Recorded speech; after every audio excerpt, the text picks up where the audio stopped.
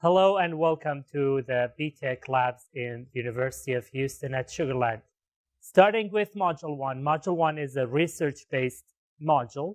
Students will get soil samples. They will bring it back to the lab, and they will work on those samples for several weeks. Working on them with the help of TAs here, they will try to isolate bacteria, specific bacteria that is able to biodegrade. This is our second lab. We do Module 3 here. In this lab, which contains 4 days, we start with E. coli growth. We would grow 2 liters of E. coli cells in this chamber. This chamber is controlled by a unit here.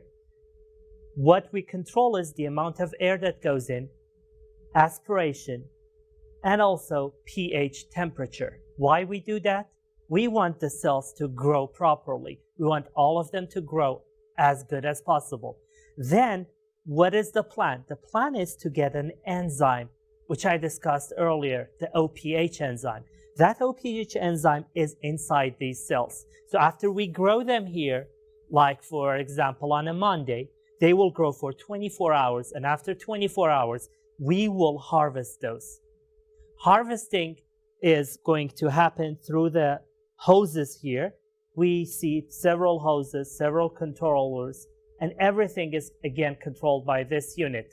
For that, we have probes here. Those probes will read, for example, the pH, and if the pH is high or low, it will tell the machine, and the machine, with the help of pumps, can add acid or base to keep the pH at a certain number that we have already told the unit. We usually harvest them in these bags inside these containers. They will go into the proper rotors and into the centrifuge machine. This is a big Avanti centrifuge machine.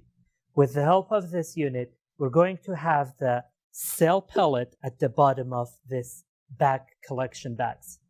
We'll get rid of the media that was used for the growth within the 24 hours, and we'll try to keep the cell pellet at the bottom of it.